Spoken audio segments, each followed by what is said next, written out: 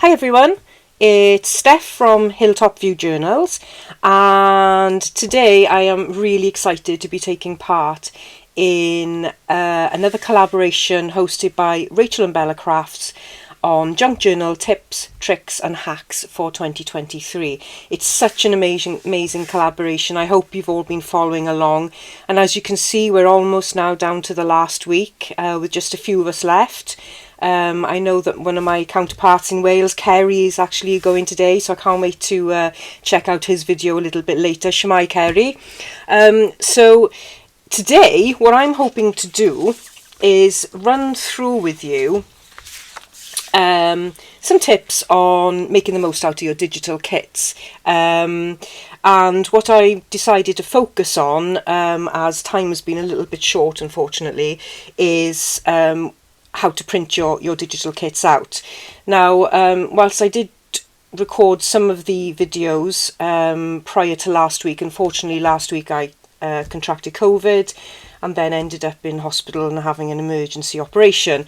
So haven't been able to do everything I wanted to do for this collaboration, but I hope you will forgive me, and hopefully I will be able to show you just a couple of things for you to consider and have some fun with. Everything that I do will be in the description box, all the digital kits I use, and there's going to be some other videos I'm going to link as well that will give you a lot more information about the techniques that I'm going to show you today. And I've got a photo of my printer here because, well, she's going to be the star of the show. And it's a Hewlett-Packard photo printer. It's quite old. I've had it for a couple of years, and it was probably a discontinued model when I bought it. And it's front loaded, and I just wanted to show you what it looked like so that you can see what impact trying some of these techniques out might have on your printer. I can't vouch for other printers. I don't know if some of these techniques will work on LaserJet. I doubt it. And where some printers have front loaders rather than the bottom loaders, you may have difficulties with feeding the paper through. But if you feel like a little bit of a challenge and you're feeling a little bit brave, I think it's good fun. It's really good fun. But the warning is there, it could mess up your printer. Now, I've tried all these techniques numerous times. I haven't had any issues.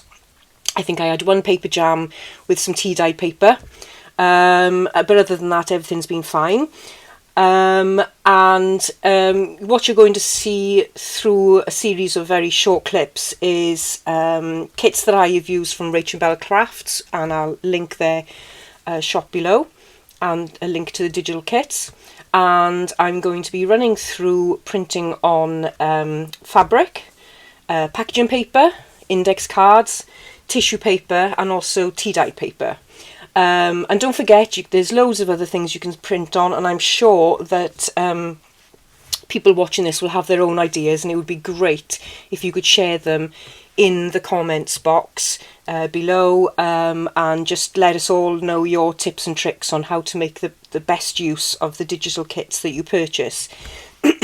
Now, so for people who don't know what digital kits are, let me just get a couple. These are prints that you can purchase usually through Etsy or Kofi. Quite often artists, because they're so generous, they will offer kits free, and you can usually get them on Facebook groups or Kofi, as I said, and sometimes on Etsy as well. So these are usually either JPEG files or PNG files or PDF files that you download from places like Etsy and save them to your computer, and then you can print them out, and they're great. I love them. I love using them in my junk journals. I know they're not classed technically as junk, but they're beautiful, and they coordinate everything. And if you're trying to design a journal with a particular theme in mind, they are absolutely perfect. And as you can see, these are just printed on A4 paper, 120 GSM, and they're just lovely, absolutely lovely. And I love using them. I use them in all my junk journals. Okay, so that's what a digital kit is. So what I'm going to do now is I'm going to carry on with the video, just to put this back up again. So please support everybody that's taken part in this collaboration. There are some major superstars, and I'm just so honoured to be part of this collaboration, and I have to thank Rachel from the bottom of my heart to just thank her for inviting me along. There's so many other crafters that are coming up in the next couple of days that are brilliant, and so many for you to catch up on if you haven't quite watched every single video up until now. So I hope you find this video useful, and if you do, please like and subscribe, and leave a comment, and thanks ever so much for your support. So the first thing I wanted to show you was printing on fabric, and there's a couple of ways you can do this. I'm going to share a video in the description box from Roxy Creations, as she goes through it in a lot of detail, and she runs through some of the do's and don'ts and the types of fabric, and you know, she's got all the knowledge about that. I haven't got a clue about fabric. Never even touched a sewing machine before I got into junk journaling, and pretty much most of my fabric is just scraps from bedding and things. But anyway, I'm going to show you how easy it is. So there's two options that I've tried. I've got some old paper here, which has been through the printer quite a few times now with various things stuck to it. You can, for fabric, you can either use a glue stick, or you can use something like this, which is stick and spray. Now I have to admit, this is the easiest option. You can use it for so much stuff, and I would, if you're seriously thinking about printing on fabric, I would recommend getting something similar to this. But honestly, the Uhu stick or whatever glue you prefer will actually work just fine on it, and that's what I'll use on one of these, and I'll do another one with the stick and spray. These are a little tacky because they've been used, and that's one good thing about the stick and spray, is that you can keep on reusing it. You don't have to keep on reapplying. But what you need to do is you need to make sure that you get the corners of your paper. Not too much glue, but enough that the edges will stick. And I'm just going to put a little bit in the middle there. Now I've cut this ahead of time because my hands are a little shaky. And I'm not great with fabric scissors. I don't know what it is, but fabric scissors really don't like me at all. But anyway, enough of the complaining. So what you need to do is you need to get it as close to the A4 size as possible, or whatever printer you've got. If you've got a 8.5 by 11.5. I'll try and get rid of all those little bits, and also try and get rid of some of the frayed edges, which is quite difficult, but my printer seems to be quite forgiving with this, and it seems to go through all right. So make sure it's nice and smooth. And with my printer, which I did show a photo of earlier, which is this one, my paper goes in. So if I want to print on this side, my paper goes in like that and comes out that way. Whereas usually the top feeders, they sort of go in, the pages facing you usually prints on there. I don't know if this would work in a top feeder. I'm sure somebody will comment and say below, hopefully, whether it works or not. I really do hope it does work in lots of other printers. Laser printer, I really don't think it would work. Okay, so for the other so I forgot to say, so this is just an old pillowcase, cheap pillowcase. You can see it's a little bit bubbly, so we'll see if it goes through the printer all right. And then this one, I'm just going to do a little bit of a spray because it's been quite a few days since I used it.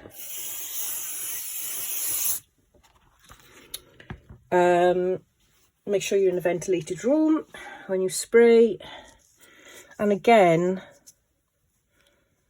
Just make sure you put it to the edges, and it's just really important where your paper feeds or makes contact with the printer initially, that edge there is securely glued. You can see it just is a lot easier with a spray, I have to admit. But you can do it without the spray, which I think is worth mentioning. Okay. So this is a tablecloth. So it's a little bit heavier material than this. But honestly, I just haven't got a clue with material. Probably a mixture of cotton and polyester, I should think. But that's stuck down there. As you can see, I've done it reasonably close to the edges. It should be okay. Should go through the printer. We'll come back now and I'll show you what it looks like. So this is one of the prints. And as you can see, it's come out great. This is the one that was stuck down with the stick and spray. And it just comes off really easily. Of course, you can reuse that then for a period of time. And that's how it comes out. So for me, it just opens up a magnitude of possibilities, because buying fabric is really expensive. I mean, this isn't a replacement for buying fabric, because it's, for one thing, it's inkjet printed. So if you got water on this, then it would bleed. I'm not quite sure what kind of fixative you may be able to put on there. That's something I'm going to have to research a little bit. But for our own projects and for making gifts and things, and for stuff, you know, you don't expect journals to get too wet, certain types of junk journals anyway. I just think this is a lovely idea and just a lovely way of playing with the fabric you've got. And, you know, you're playing with your scraps. I've also done some more here. And of course, I will leave the links to all the digital kits I've used below. But, you know, you're just using different fabric. It's come out really well. That's one of RachandBella's Letters of Love kit.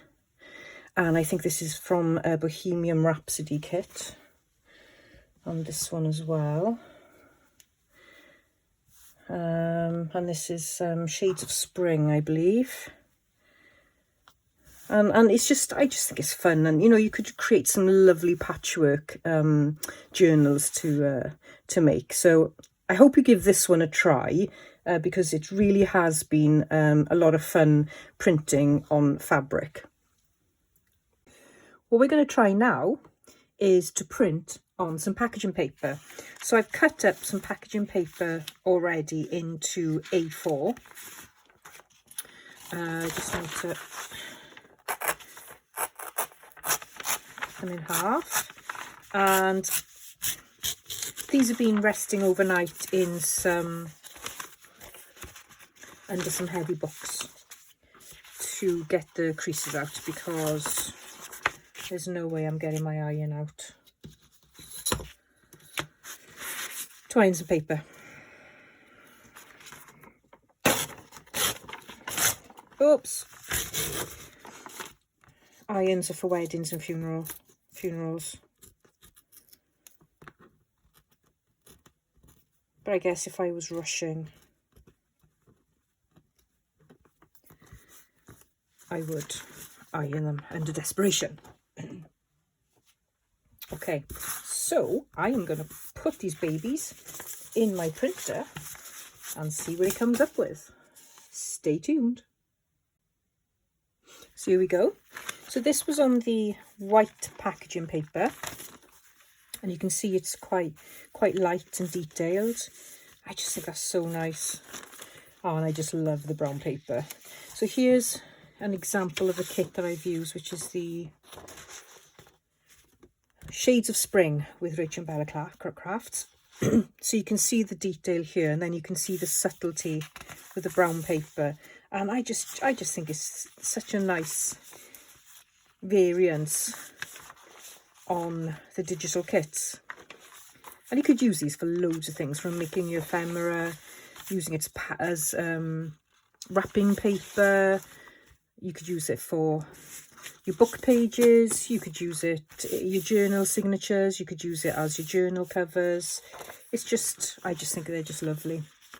And then I've also tried it on the Letters of Love kit as well. So you can see here, because they're more vibrant in terms of, you know, in your face sort of designs, that's quite subtle.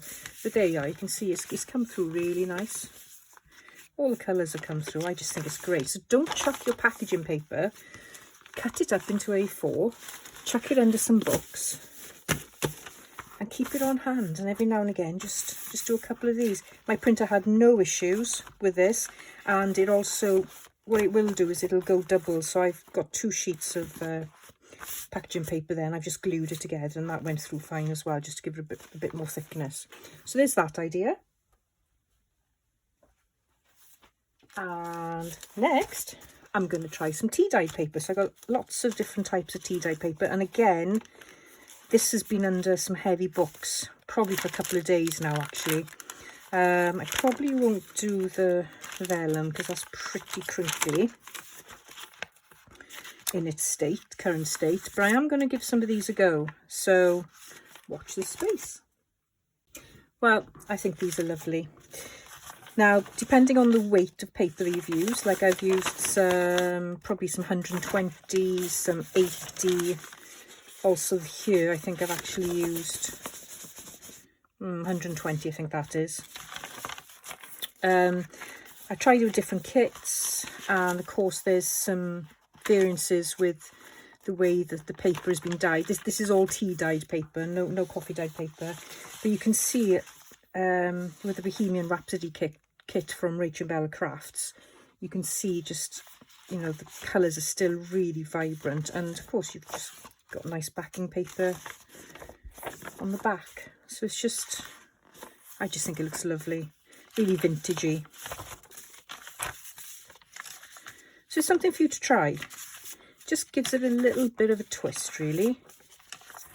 There you are, just done some quotes there. So the next thing we're going to try is some index cards. Now, so I got 2 types here. I bought some plain ones and I bought some lined ones. Now, I've got a photo printer and I've never printed photos on it, only using sort of a grid style applications. You can get lots of photos on one A4 page. I've never printed on proper photo paper, but this is pretty much the same size as that. So I'm going to give this a go and see if it works. Now, I know what you're thinking. I could print an A4 sheet of paper and cut it into index size cards, but where would be the fun in that, eh? No fun at all. So I'll be back in a tick and show you how I got on.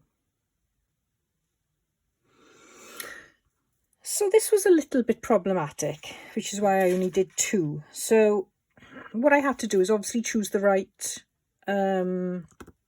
size, which is 4x6. That's no problem. The printer wouldn't detect using that tray, so I had to choose the right tray. Bearing in mind now I'm using a Hewlett-Packard photo printer. And I also had to choose paper instead of the glossy photo that it chose itself, and take part of the cassette out so I could see what was happening when the card was going in. So that was a little bit of a faff, but anyway, I got it to work in the end, and they do look lovely. I mean, that's the lined one, and that's the plain one. And I don't know, bit too much effort really. Probably easier for you just to reduce the pages, which we'll have a play with in a bit, and print multiple ones and then cut them off. But anyway, if you've got a ton of index cards like these and you want to use them, then by all means, that's certainly an option for you to choose. So what I want to show you first is how to print on tissue paper. Now, some people are lucky enough to get lots of really nice tissue paper for decoupage. Unfortunately, there's not so many shops around here that you can get it, so I've ordered stuff like this on Amazon and Etsy. Excuse me, but it can get quite expensive. So I thought I would put my tissue paper through my printer to give it a go. What I'm going to show you today is using artist grade tissue paper, which I purchased from Amazon, and you'll find that in my wish list, my public wish list. But I've also tried using the ply off the back of this, which works. It goes through the printer fine. It's a bit more fiddly to use later on, which I'll show you. And I've also used pattern paper, and I'll show you how to do that as well. And that works just as well. And I'll show you, before I start, I'll show you what it looks like.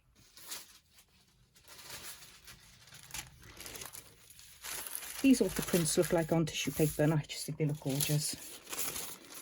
Just so dreamy and ghost-like. It's just amazing. And of course, once you've got them on tissue paper, you can decoupage to your heart's content. And this is what it looks like on pattern paper. So again, you get a bit more of a vintage look, I think I'd say. But still absolutely beautiful. So I'll first show you one technique using the artist grade tissue paper, and it's just more robust really, and I find it easier to work with on different projects then once you've done what you need to with it. And it's got a shiny and it's got a matte side. I put both through the printer with no problems. So the first way you can do this is by using a product like this, Stick and Spray, which is great for temporarily sticking fabric down and putting things down and then doing stuff with them. And I mean, it's great, but obviously there's an expense to that, so you don't have to do it that way, but I will show you how to do it that way first. Okay, so I've got a piece of scrap paper here, and I am just going to spray this lightly. And I think I might put something down to protect. Let me just put this there for a minute. Oh, excuse the very bad state of this glass mat. Now it's important to get the sides. And I've already been using this, so you can reuse the sheets of paper. This is 120 GSM A4 paper, so you need something reasonable weight. And what I'm going to do is lay the paper down. Actually, it's easier if you put your sheet of paper down first, or your tissue paper, and then lay it on. You want to try and get it so it's flush with the edges. Flip it over. Doesn't really matter if you've got creases, kind of adds to the effect. You can take it off and relay it if you don't like the creases. Let's try and relay it a little bit.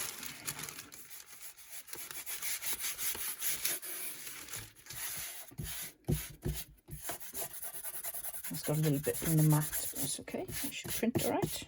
Just wipe it off. So I'm just going to flip this over so I can cut the paper and create two sheets.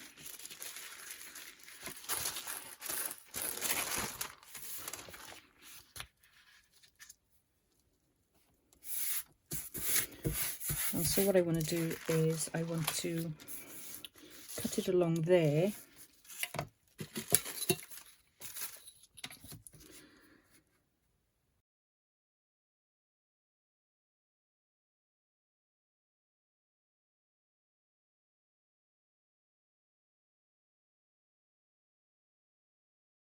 So that is one way of attaching the tissue paper. But if you haven't got the Stick and Spray, you can use masking tape or washi tape. And I've got mine here somewhere. She says. Where have I got it?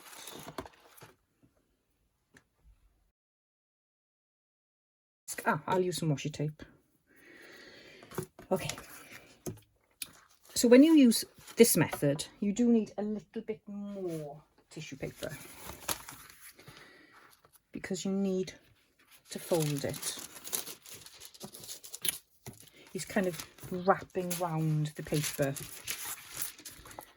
So we use this shiny side of this one. So I'm sticking down the matte side.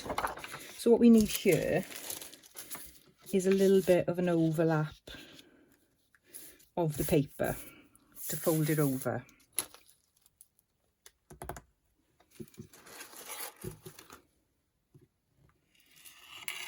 Oh, I know I shouldn't be cutting on my glass mat.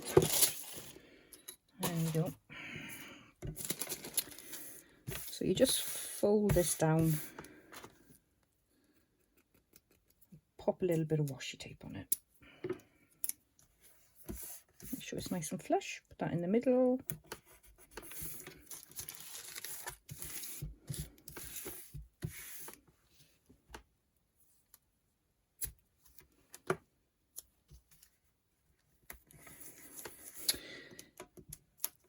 Now the reason why I'm not using a glue stick is because it doesn't come off, and you end up with quite a bit of a mess, which I've tried.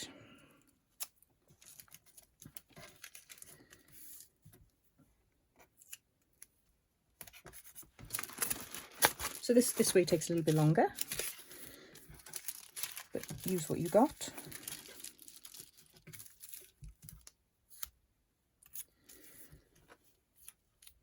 I mean, everybody's got some washi, right? Yeah, we've all got plenty of washi. And pretty much washi that we don't like. You buy a pack and there might be 2 rolls in there that you like, and then all the rest are just naff, in my experience. And the stuff never sticks.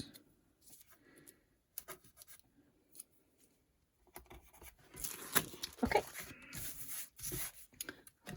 So there we go. So I've got my one sheet stuck on with the stick and spray product, and I've got the other sheet that is just wrapped around the piece of paper. In my printer, the side that I want to print on goes like that, and then I feed it in that way, so it's a bottom feeder. So I'm going to pop those in, print on them, and then show you what it's like when they're ready.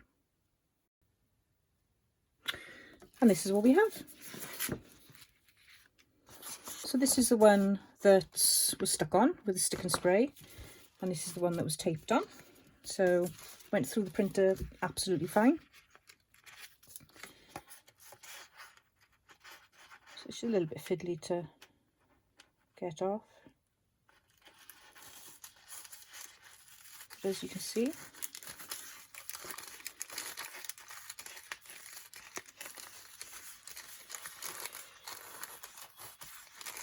it comes off easily, but you got to take your time.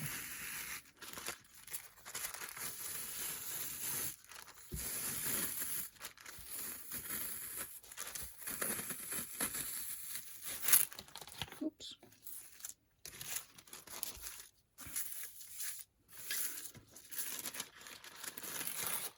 So there's that. Put that there, and then this one. All you got to do is just tear off the washi. What I like about this method, apart from the fact you don't have to buy anything because you've probably got everything around you, is you get extra bits. And I suppose you could leave extra bits on the sprayed ones, but then what's the point in using the spray? You might as well just go ahead and use this.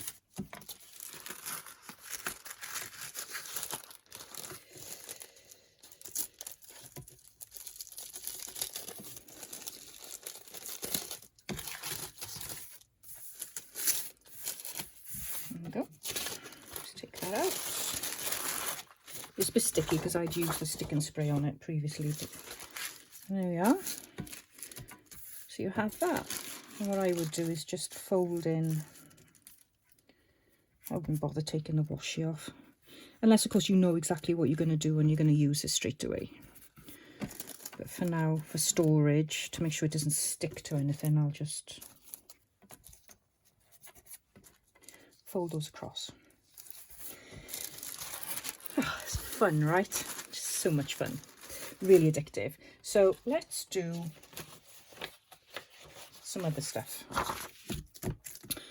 I'm just gonna really need to concentrate on the edges more than anything. Obviously you need to be in a well ventilated room, which I am. So let's try some of the ply from the back of the tissue paper. Now, see, it's kind of the same for each part, so I'm just gonna, there's no way you're gonna get this crease free. And when you come to glue it on anything, when you're decoupaging it, well, I don't know how anybody would be able to. And what I think I might do is, I think I might, well, it's quite sticky, so I think I might just fold it over, just use a little bit of washi on it.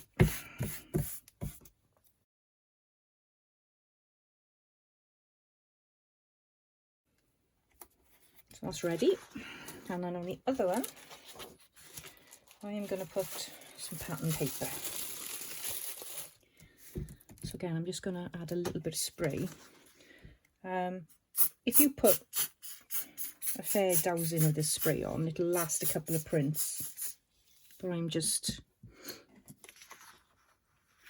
putting very minimal amounts on.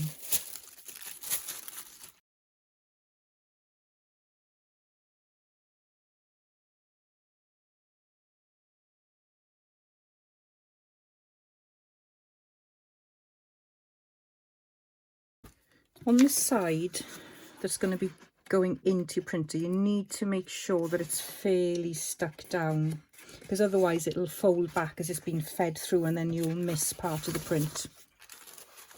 Okay, so I'm going to pop these into the printer and see what it comes out with. This is what we've got. Okay, so this is the sewing paper. Again, you just got to be careful when you pull it off. Oh, we got a tear.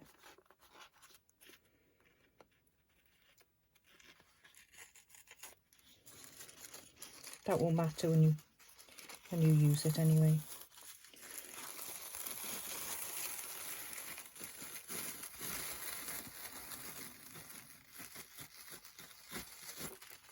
Okay. So you get more of a vintage feel compared to this one, which is more white. And then this is single ply tissue paper, and we've all got some of this, haven't we, right? Well, I always keep mine, thinking what can I do with it, and what I usually do with it is use it like a substrate to create a base on a page, just to give it a little bit of extra strength.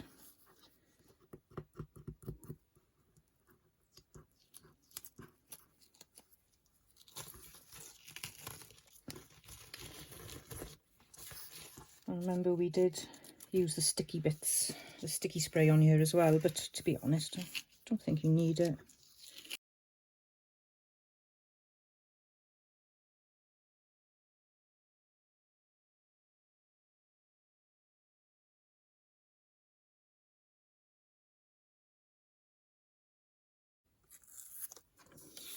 So as you can see, that one was a little bit of a disaster. But I'm not going to worry about it, because what you can do is you can still use it.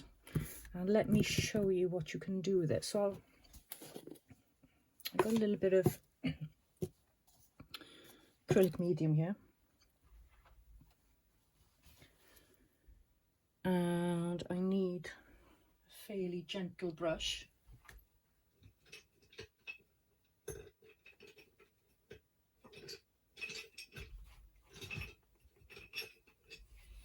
I got this brush here.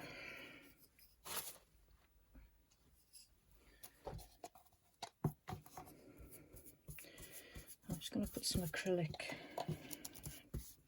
glue on here. You could use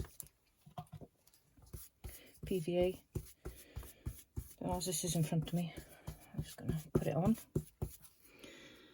And then what you can do,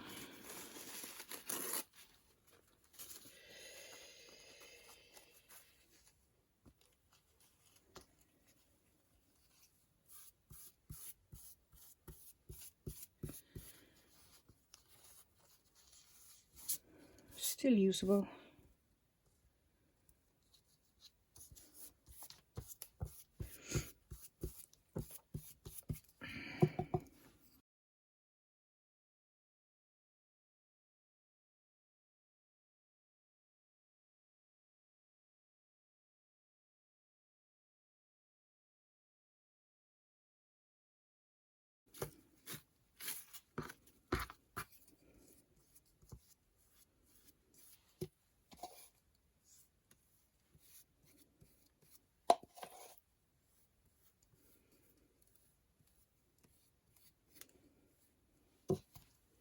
So I'll let that dry and see what we can make with it, and I'll come back and we will start using the tissue paper that we've printed on. So just to show you again, once again a baby wipe.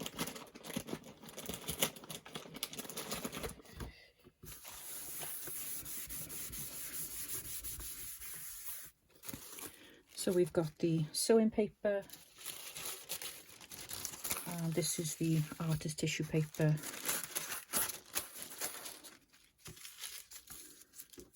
think that's all I did, wasn't it? And then obviously we have,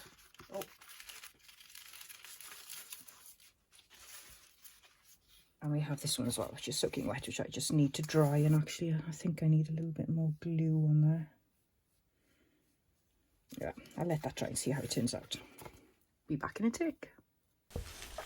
So here was the little bit of disaster ply from the napkin, the tissue paper, and as you can see it's still very usable, even though it sort of fell apart when I took it off the paper.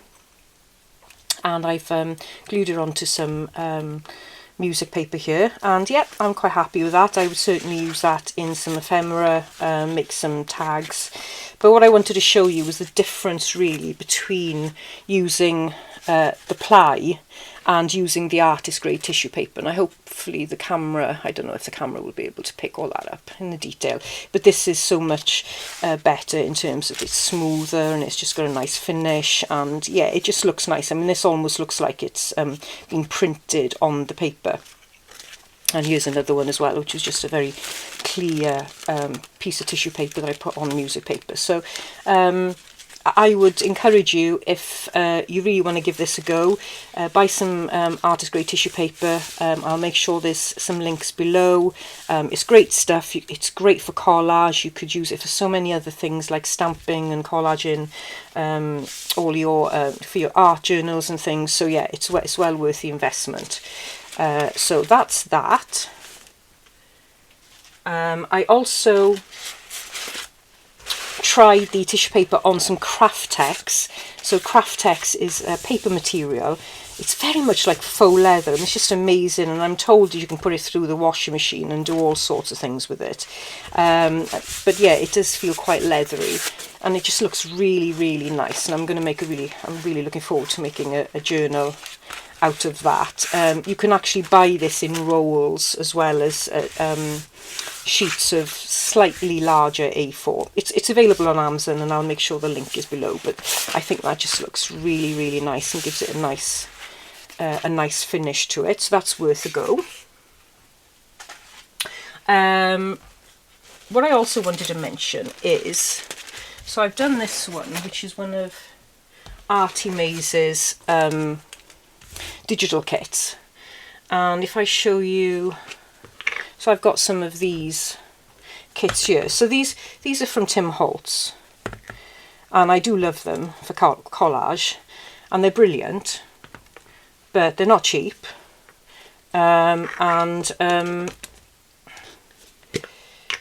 It's a bit of an investment. You do get a fair bit, but it's pretty much the same weight as my artist grade paper, and what's great is you can use whatever digital kits you've got to make amazing collage.